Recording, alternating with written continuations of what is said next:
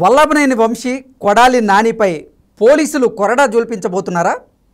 వల్లభనేని వంశీ కొడాలి నాని ఈ ఇద్దరు నిఘా నీడలో ఉన్నారా అంటే అవుననే సమాధానం ఇస్తున్నారు కొంతమంది రాజకీయ విశ్లేషకులు. ఈ నేపథ్యంలో ఇక ఇదే అంశానికి సంబంధించి మనతో మాట్లాడేందుకు టీడీపీ అధికార ప్రతినిధి డాక్టర్ ఎస్ రావు గారు మనతో ఉన్నారు. సార్తో మాట్లాడదాం. ఎస్ రావు గారు నమస్తే అండి. నమస్తే కృష్ణ. ఎస్ రావు గారు, కొడాలి నాని వల్లభనేని వంశీ వీరిద్దరూ నిఘా నీడలో ఉన్నారని, వీరిద్దరిపైన పోలీసులు కొరడా జోల్పించబోతున్నారు అంటూ కూడా ఒక వార్త ఇప్పుడు సోషల్ మీడియాలో చక్కర్లు కొడుతూ ఉంది. ఖచ్చితంగా అధికారం దిగిపోగానే ఈ యొక్క రంగా బిల్లలాగా మారింది ఇద్దరు.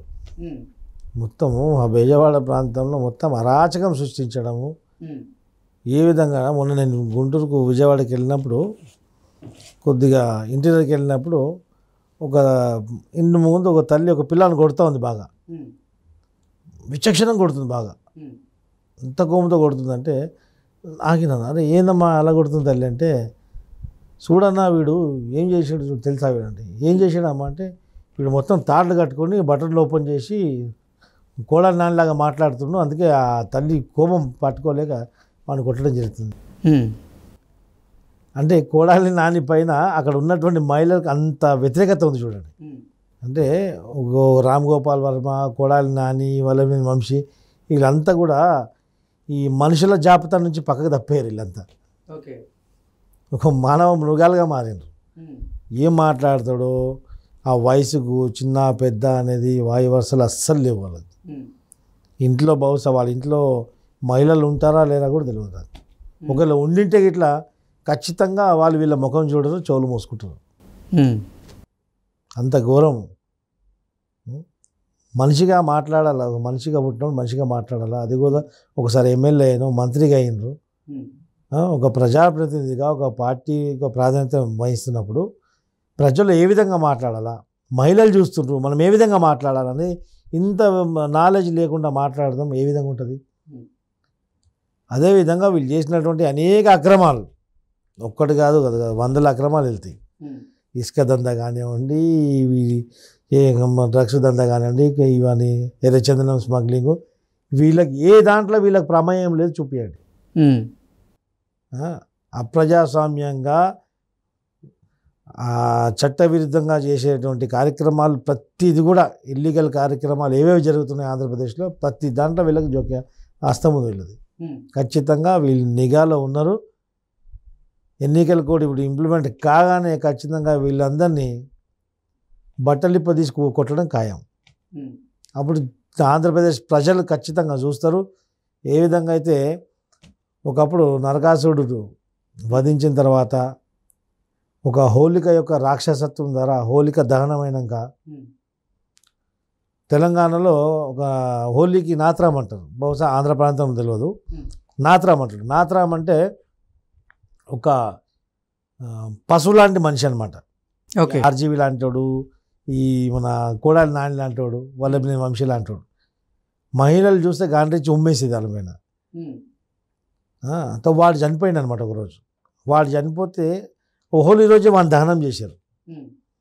అందుకే దేశవ్యాప్తంగా హోలీ అనేది ఒక సాంప్రదాయబద్ధంగా ఒక కామ్గా జరుపుకుంటారు. కానీ తెలంగాణకు వచ్చేసరికి హోలీ కాల్చుతుంటూ బూతులు తిడుతుంటారు. చూసిండ్రో లేదో బూతులు మాట్లాడడం. అది ఎందుకు ఆ సంస్కృతి వచ్చిందంటే, ఆ నాత్రాన్ని దహనం చేస్తాం అనమాట. ఆ నాత్రాన్ని దహనం చేస్తాం ఆ రోజు. దహనం చేసి వాడి పైన ఉన్నటువంటి అక్కసు తిడుతూ ఉంటాం అనమాట ఖచ్చితంగా. ఓకే. సో వీడు మా నాని కానీ వంశీ కానీ ఆంధ్రాలో పుట్టినటువంటి నాత్రాములు. వీళ్ళను కూడా అధికారం పోగానే వీళ్ళని కూడా దహనం చేస్తే పిడబోతుంది. వీళ్ళ అధికారం పోగానే ఖచ్చితంగా ఒక పెద్ద సెలబ్రేషన్ కావాలి. ఓకే. ఇప్పుడు కొడాలి నాని మీద అలాగే వల్లభనేని వంశీ మీద జగన్మోహన్ రెడ్డి ఎందుకు నిఘా పెట్టారు? వాళ్ళిద్దరి మీద నమ్మకం లేకుండా పోయిందా?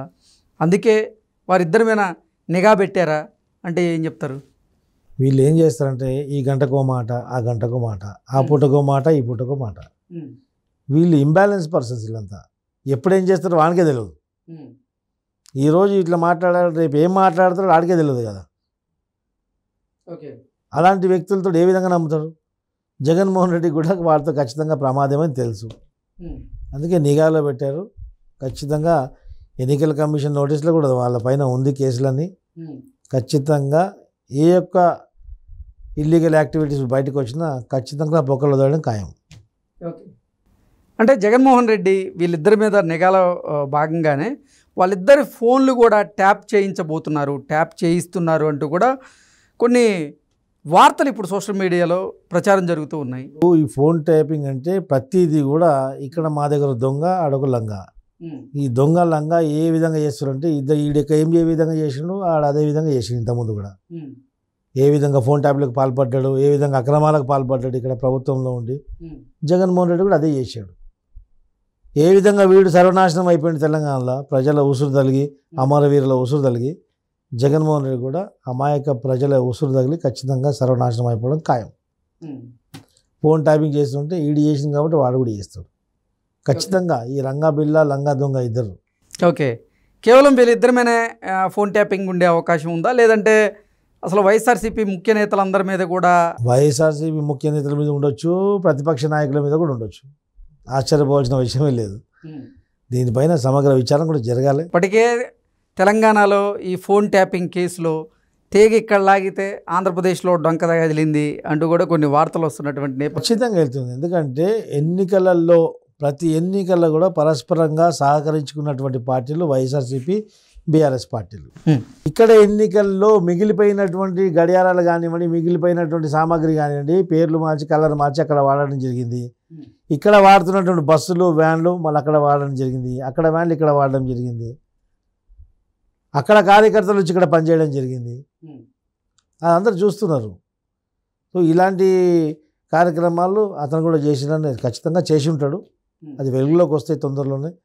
దొంగతనం ఎన్ని రోజులు దాయదు. నిన్న మొన్నటి వరకు అసలు జగన్మోహన్ రెడ్డి వల్లభనేని వంశీకి, కొడాలి నానికి టికెట్ ఇవ్వరు అంటూ కూడా ఒక వార్త ప్రచారంలో ఉన్న నేపథ్యంలో వాళ్ళిద్దరికీ టికెట్ ఇవ్వడం జరిగింది.